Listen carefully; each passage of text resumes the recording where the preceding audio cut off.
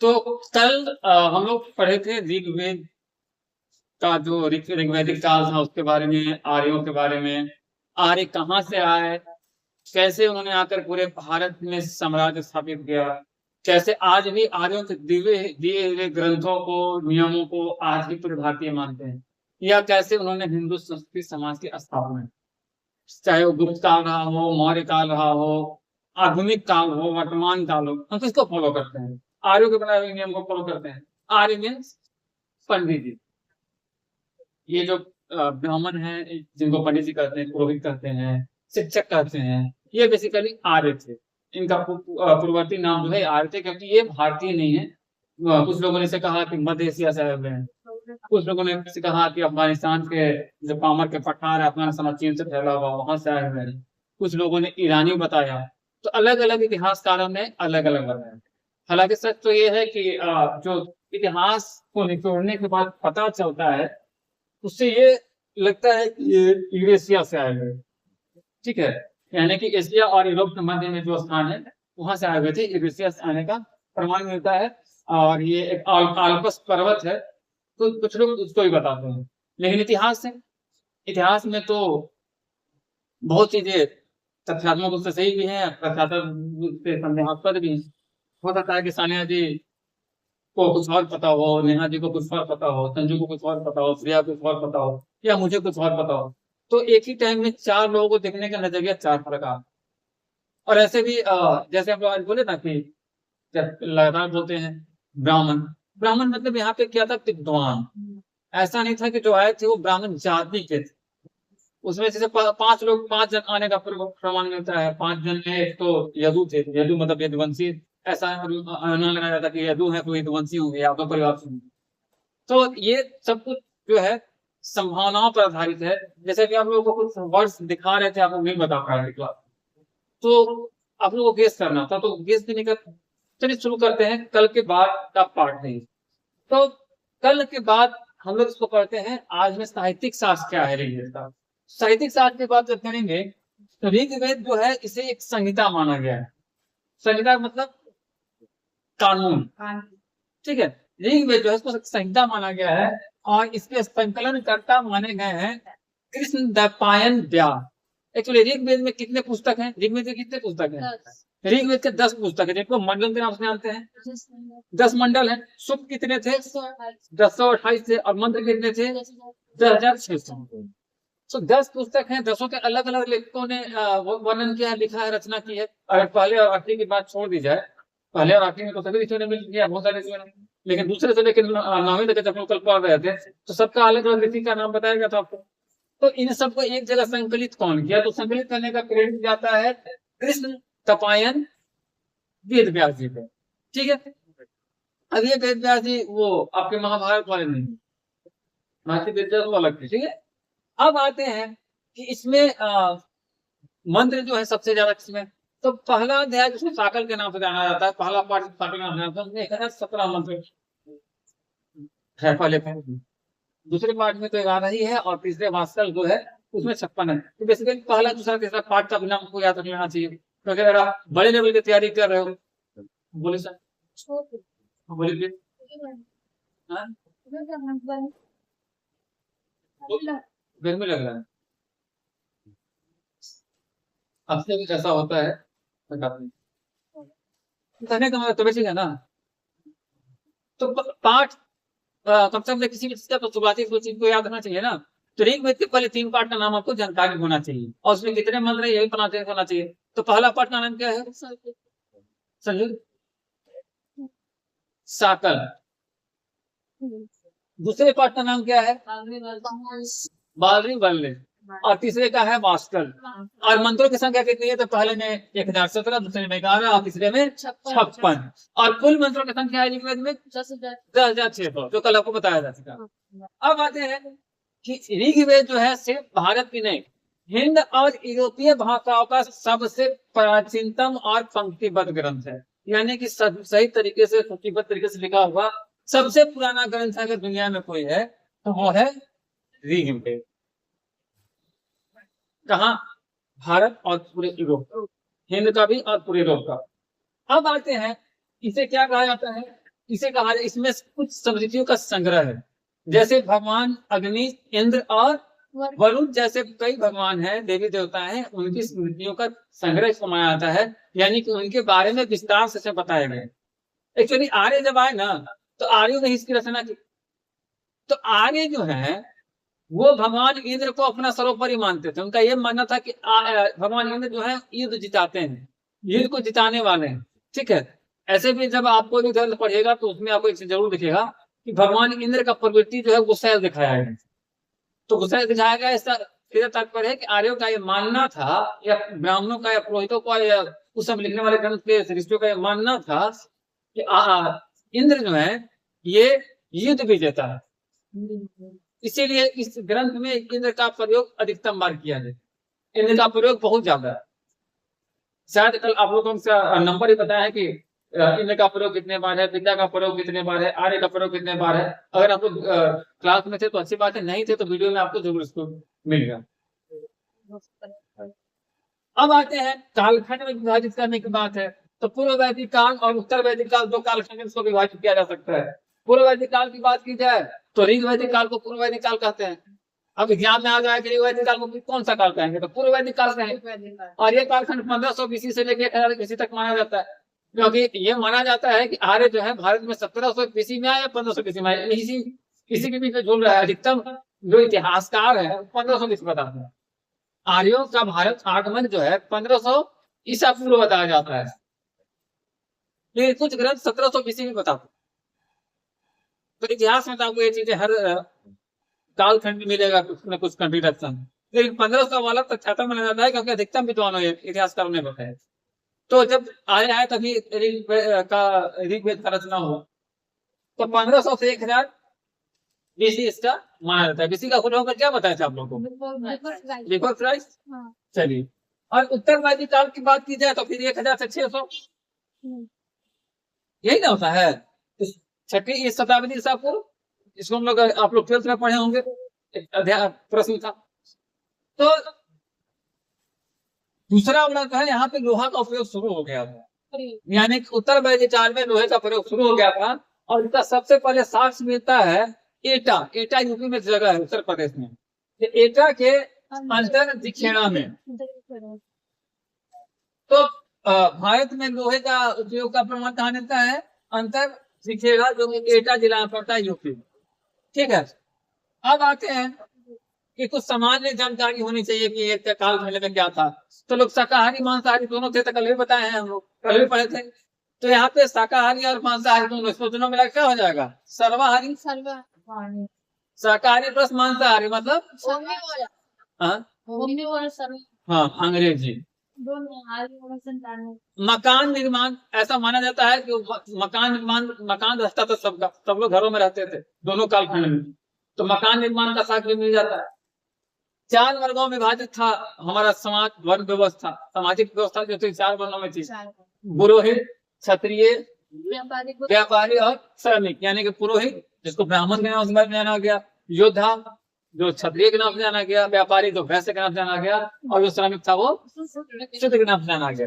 तो शुरू में क्या था? पुरोहित था, यानी कि आर्य सबसे टॉप पे, टीचर, आर्य आके पे टीचर बन गए। तो पुरोहित, दूसरा योद्धा, तीसरा व्यापारी और चौथा श्रमिक। बाद में ट्रांसफरेबल हुआ ये, और पुरोहित से ब्राह्मण हो गए, योद्धा से क्षत्रिय हो गए, व्यापारी से वैश्य हो गए, और शूद्र से श्रमिक से शूद्र हो गए। तो यहाँ पे पता चल गया। मापतोल की बात की जाए तो 16 गुना का मापतोल होता था। आना भी 16 आना होता है। 1 रुपया में कितना आना होता है? 1 रुपया में कितना आना होता है? 16 आना होता है। 8 आना मतलब 50 पैसा, और 4 आना मतलब 25 पैसा। हम लोग चवन्नी अठन्नी भी देखे हैं। हम लोग तो खैर उस जमाने के हैं जब हमारे यहाँ 5 पैसा में चॉकलेट मिला करता था। आप लोग का सौभाग्य प्राप्त नहीं हुआ होगा, क्योंकि आप लोग अच्छे दिन वाले लोग हैं। जब भारत कर्ज के मामले में विश्व गुरु बन चुका है। 50 पैसा देखे हैं? 50 पैसा, 10 पैसा, 50 पैसा चलाया भी है। अच्छा, हम भी तब आप हमारे श्रेणी में हैं। ये सब तो बच्चे हैं। हाँ। हम लोग 5 पैसा में चॉकलेट खरीदे हैं, ठीक है। तो वो हम लोग उस श्रेणी के हैं। अब आप लोग तो भाई अच्छे दिन वाले हैं। भारत वर्ल्ड बैंक से कर्ज लेने के मामले में विश्व गुरु बन चुका है, तो 50 पैसा 25 पैसा कौन जानता है। तो पैसे की वैल्यू खत्म हो गई। मापदंड हो गया। सभ्यता का पतन की बात की जाए तो सभ्यता का पतन का प्रमाण सिर्फ यही माना जाता है कि बाढ़ आया होगा, जलवायु परिवर्तन हो गया, लोग निकल लिए।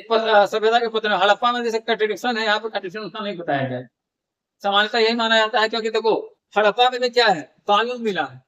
अब किसी की हत्या हो जाने से सभ्यता का पतन हो जाए, ये थोड़ा सा अस्वाभाविक लगता है। ठीक है, अगर किसी की हत्या हो गई तो उस राजवंश का पतन हो सकता है, सभ्यता का पतन कैसे हो जाएगा? जो हत्या किया वो तो फिर राजा बनेगा ना। तो इसलिए ये थोड़ा सा हास्यास्पद लगता है, लेकिन इतिहासकारों ने जब बताया तुमको तो पढ़ना पड़ेगा। लेकिन सवाल ये है कि कॉमन सी बात समझ लो कि अगर अभी अफगानिस्तान का विदेश मंत्री इंडिया आया है और पाकिस्तान ने अफगानिस्तान पर अटैक कर दिया है, तो पाकिस्तान ने अगर अफगानिस्तान पर कब्जा कर लिया तो अफगानिस्तान खत्म हो जाएगा, पाकिस्तान के राजा कहाँ रहेंगे? वो क्षेत्र तो खत्म नहीं होगा। तो ऐसी स्थितियों में सबसे यही माना जाता है कि जलवायु परिवर्तन, बाढ़ आएगा तो सभी लोग भागकर मर जाएंगे, भूकंप आएगा, जलजला आएगा, ज्वालामुखी फटेगा तो सब मरेंगे। तो ये वाला जो है थोड़ा सा फैक्ट लगता है। तो ये हो गया। आर्य का अर्थ क्या था? तो आप विदेशी आए थे, तो आज भी आर्य का अर्थ क्या है? आर्य अगर आपके घर में नहीं आएंगे तो आपका ब्याह नहीं होगा। अब आर्य नहीं आएंगे तो मरने के बाद आपका श्राद्ध नहीं होगा। पंडित जी आर्य का मतलब होता है श्रेष्ठ।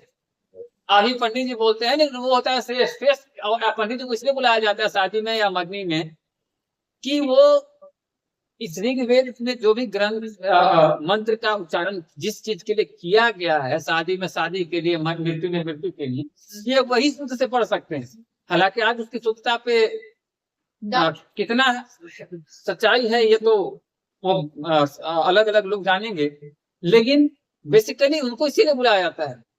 पंडित जी मतलब श्रेष्ठ, वो उस चीज को पढ़ने में श्रेष्ठ। जितने लोग यहाँ मौजूद हैं उसमें श्रेष्ठता उनको है। अब वो सही पढ़ते गलत पढ़ते हैं, ये अलग विषय हो सकता है, लेकिन ये भी सही है कि अगर वो सही नहीं पढ़ते हैं तो बाकी लोग और सही नहीं पढ़ पाएंगे। वहां जो भी लोग मौजूद हैं उनमें उनको श्रेष्ठ माना गया है। अब कॉमन किसी पंडित को उठा लीजिएगा क्या, जो लगातार पूजा पाठ में समय उसी को उठाते होंगे। तो आर्य का मतलब होता है श्रेष्ठ, उच्चतम और उच्च कुल का। उच्च कुल का मतलब कि शाकाहार हो, धार्मिक प्रवृत्तियों में लिप्त हो। और मूल अनिवास ये आर्यों का माना गया है। कल आपको अलग अलग लोगों के नाम से अलग अलग जगह बताए थे, लेकिन सबको अगर कंक्लूड कर दिया जाए तो अल्पस पर्वत जो आपका यूरेशिया के नाम से प्रसिद्ध है, तो वहां माना गया आर्यों का। जानकारी की बात की जाए तो ऋग्वेद में आर्यों के बारे में 36 बार शब्द का प्रयोग किया गया है। अब आते हैं सभ्यता। तो सभ्यता में सिंधु घाटी सभ्यता है और वैदिक सभ्यता है। सिंधु घाटी सभ्यता आपको बेसिकली 2500 से 1900 या कहीं कहीं 3300 से 1700 मिलेगा, या कहीं कहीं 3300 से 2600 मिलेगा। इसका 3 चरण है, लेकिन वो तो बाद में पढ़ेंगे। पहले पढ़ते हैं वैदिक सभ्यता। तो वैदिक सभ्यता को 2 भागों में बांटा गया है, एक वैदिक है, उत्तर वैदिक। बिहार में आपको दिखा रहे थे। अब आते हैं कि ऋग वैदिक को भी हम लोग 4 भाग में डिवाइड कर लेते हैं, क्योंकि आज भी आधुनिक विश्व की आबाद जब आ जाती है तो क्या हम अपना परंपरा छोड़ दिए? मंत्र नहीं पढ़ते हैं क्या? बिना मंत्र के तो किसी का ब्याह नहीं होता है। तो जन्म कहाँ से किसी का होगा? तो जन्म से पहले मंत्र और जन्म के बाद मंत्र। भरोसा तो अभी भी है और सच्चाई भी है। ये तो सच्चाई है कि अगर मंत्रों का सही उच्चारण कर दिया जाए तो किसी मरते को बचाया जा सकता है। लेकिन उच्चारण करना ही असंभव सा प्रतीत होता है, क्योंकि जो लिखा गया है वो संस्कृत जरूर है, लेकिन सिर्फ संस्कृत नहीं है, वो हिंद और यूरोपीय भाषा का मेल है, मिक्सचर है। अगर सिर्फ हिंदी वाला संस्कृति होता, तो हिंदुस्तानी संस्कृति होता तो संभवतः कोई पढ़ लेता, लेकिन वो यूरोपीय और हिंदियों के बीच का मिश्रण।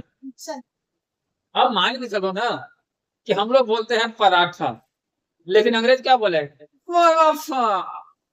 तो कंफ्यूजन क्रिएट होगा ना दोनों में।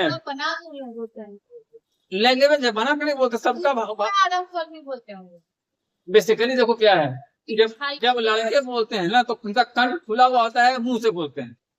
एक एज के बाद लड़कों का यहाँ पे देखिएगा निकल जाता है, तो वो वोकल बोलते हैं, मुंह से बोलते हैं। लेकिन गर्ल्स के साथ क्या है कि ये कंठ नहीं बोलता है तो वो नाक से बोलती है। तो मुंह से ही बोलते हैं। नहीं, बोलते मुंह से हो, लेकिन नाक का प्रयोग होता है मतलब आवाज निकलने में, इसीलिए लड़कियों का आवाज या महिलाओं का आवाज पतला होता है और लड़का का साउंड होता है वो बोल्ड होता है। लड़कियां किताब में कोशिश कर लें, उनका आवाज बोल्ड नहीं हुआ, क्योंकि ये जो कंठ होता है ये नहीं फूकता है। अगर लड़की का आवाज लड़की का आवाज पतला होता है 99% केस में लड़की का आवाज बोल्ड हुआ तो पता ही है। आवाज देखिए होगा। आप सुनो, कोई लड़की नहीं है, एक रूम में लड़की और लड़का को बंद कर दो ठीक है और रूम बंद कर दो, बाहर से आवाज सुनो, आवाज को बना दो कि लड़की बोली लड़का बोल, तो आवाज में चेंजिंग कहाँ से है? बस इसी से है। जब वो कल बोलता हाँ, अब आते हैं कि प्राचीन भारत में की कुछ घटनाएं को पढ़ लेते हैं। मध्यकालीन आधुनिक और आधुनिक विश्व जो है इसको हम लोग अगले पाठ पढ़ेंगे।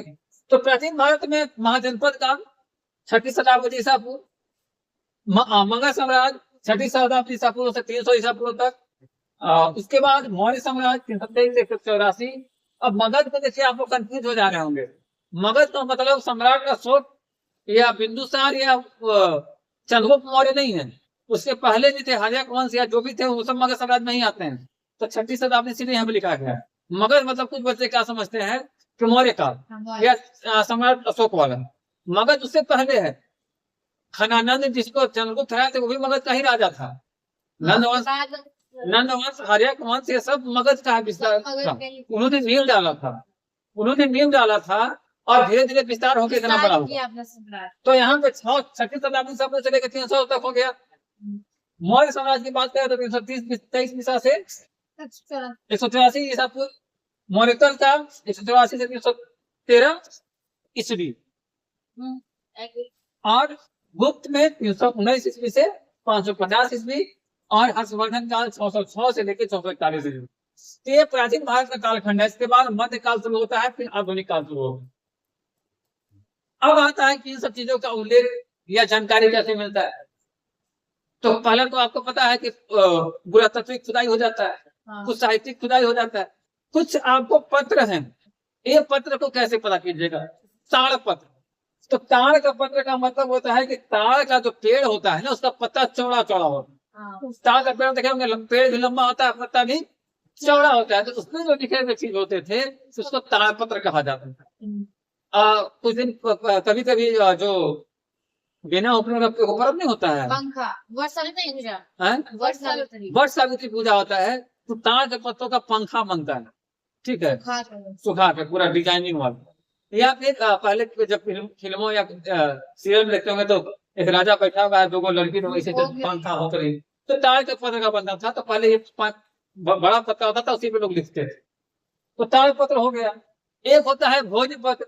तो भोज पत्र मतलब उसको चाहिए खाने वाला कुछ भोज हो नहीं, एक पेड़ होता है जिसका नाम है भुर्ज। तो भुर्ज पेड़ के पत्तों पर जो पेड़ का छाल होता है, कवर निकलता है, उस पे लिखा जाता है। भुर्ज पेड़ का जो छाल होता है उस पे लिखा जाता था। छाल मतलब जो पेड़ का जो डंठल होगा ना, जड़ होगा ना, स्टीम पे, हाँ स्टीम पे कवर। ताम्र पत्र थे, तो ये तो आसान है, आपको समझ में आ गया कि तांबा का पत्र छतरा बना होगा, उसमें जो लिखा गया वो ताम्र पत्र है। अब आते हैं स्तंभ लेख और शिलालेख। तो स्तंभ लेख होता है वो सीधा स्तंभ बना हुआ होता है, और शिलालेख मतलब पहाड़ों पे, दोनों को पत्थर ही है, लेकिन स्तंभ लेख और शिलालेख फर्क है कि पहाड़ों या गुफाओं में लिखा हुआ होगा शिलालेख, और स्तंभ बना के लिखा हुआ, खंभा बना के लिखा हुआ होगा स्तंभ लेख। तो कोनो कंफ्यूजन नहीं है, ओके। अब आते हैं कि पहले आपको समझिए कि कौन सा लिपि है। तो देखो ब्राह्मी लिपि में इसको बोलते हैं दे, और इसको बोलते हैं अ, और इसको बोलते हैं गा। तो ऐसे इसका खोज जो है ना, जब हम पिछले जन्म में थे तो मेरा नाम था प्रिंसेप, किसी को बताइएगा मत, हाँ जेम्स प्रिंसेप, किसी को बताइएगा मत। तो उसी ने इसका खोज किए थे। Okay sir. सीक्रेट दे अ और गा। अब आते हैं चंद्रगुप्त मौर्य। इनका यूनानी नाम क्या था? तो यूनानी नाम था सेंड्रोकोटस और एंड्रोकोटस। अंग्रेज लोग इसको सेंड्रोकोटस बोलते थे और एंड्रोकोटस बोलते थे। अब आते हैं चैत्य। चैत्य क्या है? तो चैत्य जो है गुफाओं को काट कर बनाया जाने वाला पवित्र स्थल है, बौद्ध धर्म स्थल है, और इसको बिहार नाम से भी जाना जाता है। चैत्य बिहार याद है, पढ़े थे हम लोग, ओके। अब आते हैं कि जनपद कितने हैं, तो जनपद है उनकी संख्या है 16। 16। और ये जनपद 16 है ये तो पता है, लेकिन ये जनपद वर्तमान में कहाँ है ये शायद जानना जरूरी है। तो वर्तमान में जो मुंगेर और भागलपुर है यह कभी अंग हुआ करता था, और पटना गया शाहाबाद मगध हुआ करता था, बनारसी काशी हुआ करता था, फैजाबाद गोंडा और बहराइच, फैजाबाद मतलब अयोध्या, तो फैजाबाद गोंडा बहराइच यूपी जो है उसको कोसल महाजनपद में था। प्रयागराज और मिर्जापुर वक्त महाजनपद में था, जहाँ पे हम आए हुए हैं। हमारा जो है प्रयागराज और मिर्जापुर से हम आए हुए हैं, हमारा गोत्र वत्स है, ठीक है। आधुनिक जो बुंदेलखंड है वहाँ चेदी और हरियाणा, आधुनिक हरियाणा और आधुनिक दिल्ली जो है ये है कुरु से कुरुक्षेत्र भी आप समझ सकते हैं। अब आते हैं पंचांग जो है वो बरेली बदायूं फर्रुखाबाद एरिया में पड़ता है वर्तमान में। सूरतें जो है वो ब्रिज मंडल मथुरा का क्षेत्र है, और मत्स्य जो है अलवर भरतपुर और जयपुर का क्षेत्र है। अवंती की बात की जाए तो आधुनिक मालवा जो है वहां पे है, और अस्मक जो है नर्मदा और गोदावरी नदी के बीच का जो क्षेत्र है उसको अस्मक महाजनपद कहा। अगर गंधार की बात की जाए तो ये पाकिस्तान पश्चिमी और अफगानिस्तान पूर्वी का जो एरिया है, जिसके चलते बार बार विवाद होता है, अभी तो विवाद है वही चल रहा है, तो ये गांधार का क्षेत्र है। और कम्बोज जो है हजारा जिला पाकिस्तान में पड़ता है, ये भी पाकिस्तान में ये कम्बोज, ठीक है। अब बचा वज्जी, तो वज्जी जो है बिहार के गंगा के उत्तरी इलाके में जो बसा हुआ बिहार का एरिया है उसको वज्जी कहते थे। और देवरिया कुशीनगर बस्ती सिद्धार्थ नगर जो है बिहार और यूपी का बॉर्डर, वहां पे मल हुआ करता। अगर कुछ भाषाओं की बात करें तो संस्कृत में पापा को बोलते थे पितृ, पिताजी को संस्कृत में क्या बोलते थे, लेकिन फारसी में क्या बोलेंगे पितर, और लैटिन में बोलेंगे पाटर। पाटर तो पितृ पितर पाटर से बन गया अंग्रेजी में फादर। वैसे अगर मम्मी की बात की जाए तो मातृ से हुआ मादर, फारसी में फारसी में बोलते हैं मादर, लैटिन में बोलते हैं माटर। अगर आठ देंगे तो मटर होता है। अब मादर और माटर से मिल तो बन गया मदर। तो ये कुछ भाषाएं हैं, इससे नामों का बदलाव होता है, संस्कृत, फारसी, लैटिन और फिर अंग्रेजी। यानी कि अंग्रेजी ससुरा के पास अपना कुछ नहीं है, जाहि जाहि से उठा के लिख दिया है। अब बताया जाता है कि आर्य, तो आर्य का जो वंशानुगत प्रणाली था ये कैसे था, कैसे आया, तुम लोग पढ़ लिया, आज ही पढ़ ली। तो आर्य का यूनिट जो था वो जन था। तो जन का बॉस होता था, उसका प्रमुख होता था राजा। किसी भी कोई भी जन आदमी होगा तो उसका राज कौन करेगा, राजा। अब जन का एक परिवार होगा तो परिवार को बोलते थे बीज, परिवार को बोलते थे बीज। यहाँ पे तालाबे से है, ध्वनि सा होता तो जहर हो जाता, तो इसीलिए यहाँ पे तालाबे से का प्रयोग कीजिएगा। बीस, और इसी बीस से आजकल होता है I wish you happy birthday, I wish you happy magazine anniversary. तो विश जो यहीं से निकला है, विश का मतलब होता है परिवार का मुखिया। तो विश का मतलब होता है परिवार, और परिवार का जो बॉस होगा उसको क्या बोलेंगे, विशपति। तो यही विश है, ये आर्यों का दिया हुआ वर्ड है, लेकिन आजकल आई विश यू करता है सब। I wish you, I miss you, Kochi तो गलत रहता है। आई विश, हाँ, मिल किसी को देखते हैं तो सब विश करते थे, लेकिन लिखते नहीं है आई विश यू, सीधे लिखते हैं हैप्पी बर्थडे। अब जब विश्व बनेगा, परिवार बनेगा, समाज बनेगा, तो गांव भी बनेगा। तो विश्व से आगे ग्राम है, और ग्राम के आगे कुल है। एक गांव के लोग को कुल माना गया, कुल का माना गया। बेसिकली मेरा गांव जहाँ है, टाइटल में पांडे लगाते हैं, मेरे गांव का नाम ही पांडेपुरा। तो वहां के जो भी कुल के होंगे पांडे, वो हमारे गोतिया हुए, तो ये कुल माना गया, ठीक है। अब जन का राजा बॉस, जन होगा वहां का प्रमुख राजा होगा, विश्व का प्रमुख विश्वपति, ग्राम का प्रमुख ग्रामली, और कुल या गृह का प्रमुख होगा कुलपति या कुलक या गृहपति। जैसे विश्वविद्यालय में कुलपति होता है ना, तो विश्वविद्यालय एक परिवार है, कुल है, उसका बॉस कुलपति हुआ। तो ये आर्यों का दिया हुआ शब्द है। अंत में चलते हैं मौर्य का शासन व्यवस्था के बारे में संक्षेप में समझते हैं। तो मौर्य के शासन व्यवस्था को समझने के लिए तीन चार्ट बनाएंगे। एक तरफ बनाएंगे क्षेत्र का विभाजन, एक तरफ जिम्मेदार व्यक्ति और तरफ कर्तव्य। तो क्षेत्र का विभाजन में साम्राज्य, और साम्राज्य जो होता था वो केंद्रीय स्तर पे होगा, केंद्रीय शासन प्रणाली। तो साम्राज्य का बॉस कौन होगा? राजा। और राजा कैसा होगा? वंशानुगत होगा, राजा का बेटा राजा। उसके बाद कौन होगा? मंत्री परिषद। तो राजा का काम क्या है?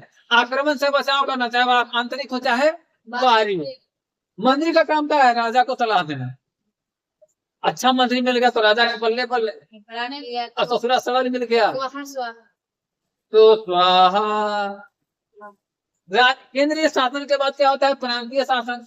तो प्रांतीय शासन में क्या होगा? राज्यपाल होगा। आज भी झारखंड में राज्यपाल होता है ना, बिहार में राज्यपाल होता है ना, दिल्ली या जो भी प्रांत है सब में राज्यपाल होता है। तो वहीं से लिया गया है। लेकिन फर्क क्या है कि ये भी राज्यपाल राजवंश का होगा।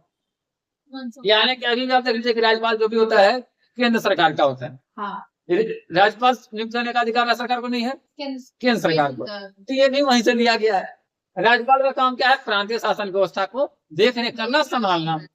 आते हैं जनपद में। जनपद मत को जिला बोला जाता है, और इस जिला का बॉस कौन होता है? स्थानीय। तो स्थानीय का काम क्या होगा? स्थानीय शासन को और अब जिला के नीचे नगर और गांव।